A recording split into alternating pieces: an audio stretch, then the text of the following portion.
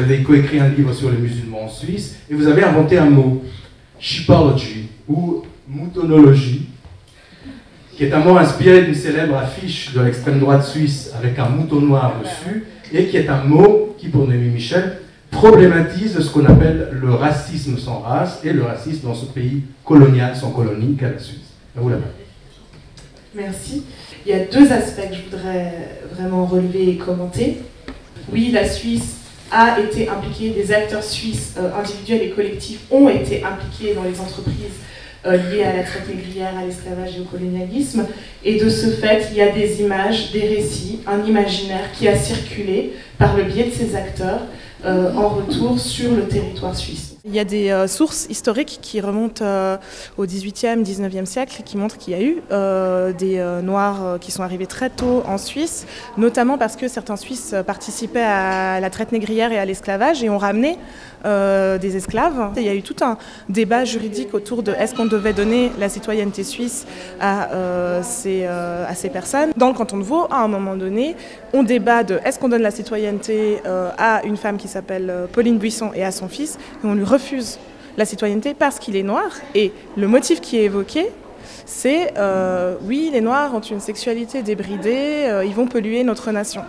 Donc c'est vraiment cette idée de pureté qui est là et qui doit être protégée. Et je crois que c'est cette logique-là qui explique que quand il y a des afrodescendants qui sont présents, qui font des choses, qui sont dans des institutions, eh ben, tout d'un coup, en tout cas quand ils n'y sont plus, ou en tout cas l'histoire souvent les invisibilise. Le racisme, c'est un système de pensée et de domination qui prend son sens en investissant les corps, donc ce qui est visible, le faciès, les cheveux, la couleur de la peau, enfin, ça permet de lire, enfin, ça nous fait lire les corps en fait.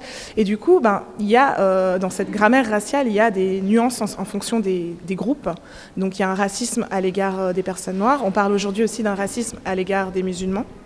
Et je pense que c'est très important de relever la spécificité de différentes formes de racisme pour mieux les combattre et pour mieux comprendre ce que vivent les gens au quotidien quand ils vivent dans ces corps en fait.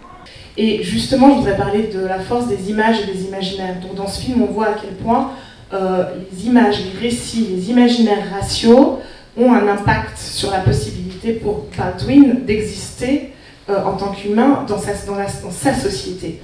Et en fait, les images et imaginaires raciaux circulent de manière très diffuse et intense aussi sur le territoire suisse. Et il y a 4 logiques dans ce film qu'on retrouve ici aussi, à savoir une logique d'invisibilité ou d'invisibilisation, c'est-à-dire que les personnes noires ne se retrouvent pas dans les images dominantes qui sont censées dire qu'est-ce qu'on est en tant que société et en tant que nation. Donc une absence. Est-ce qu'on voit des personnes afrodescendantes dans les institutions, dans les médias, à la tête de certaines institutions à Genève aujourd'hui? Ensuite, un deuxième motif qui est très important, c'est le confinement. C'est-à-dire que les images, comme on le voit dans le film, les Noirs sont confinés et représentés dans certains rôles bien spécifiques. Alors Baldwin parle beaucoup de la terreur, donc le noir est représenté d'une manière à instiller la peur et la terreur. Il y a d'autres images qui sont considérées comme positives, mais qui sont aussi des images qui enferment, notamment l'image du sportif, de la musicienne, des images hypersexualisantes, et donc en fait qui confinent les personnes afrodescendantes noires à des rôles. On voit ça aussi en Suisse. Un troisième motif, c'est le motif de la caricature. Vous en avez parlé avec l'épisode de ce qu'on appelle le blackfacing, c'est-à-dire le fait que des personnes blanches peuvent s'approprier les attributs des Noirs pour se moquer ou pour s'amuser. Donc mettre des perruques, se noircir la peau. Donc ça se passe encore aujourd'hui dans les carnavals et dans les fêtes sur le territoire suisse. Et le dernier motif, c'est la question de comment on représente la violence faite au corps noir. La manière de représenter la violence est sensationnaliste, elle est exceptionnalisée, donc banalisée. Ou alors, normalisée, en fait, c'est normal de voir des corps qui pendent.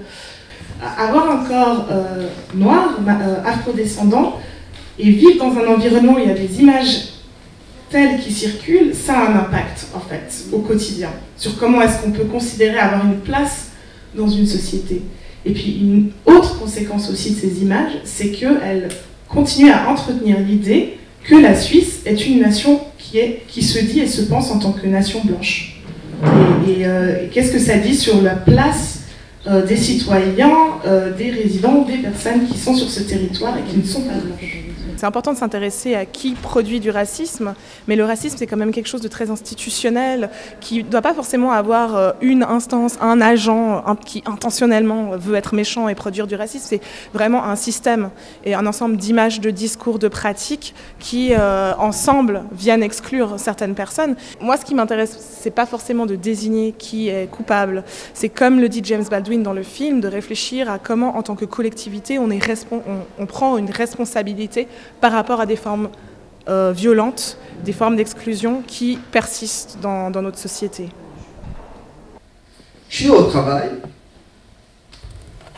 permanence d'accueil des formations, un téléphone sonne. Monsieur, j'ai un sérieux problème. C'est quoi?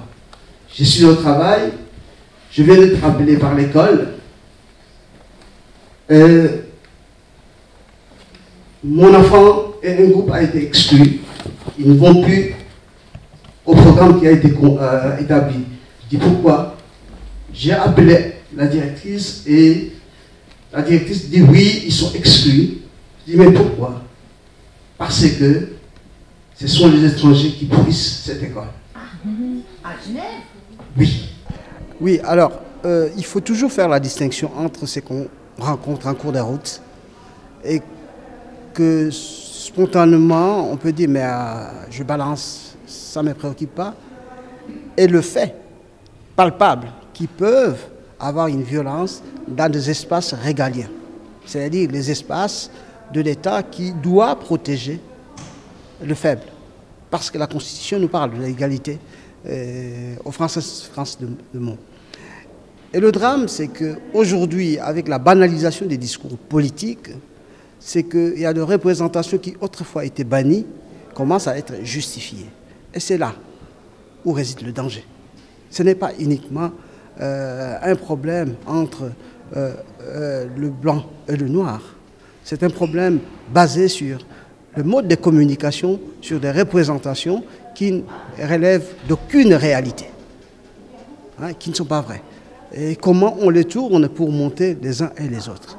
Et c'est là où pédagogiquement on doit travailler et où l'État doit mettre un grand paquet pour ne plus permettre ça.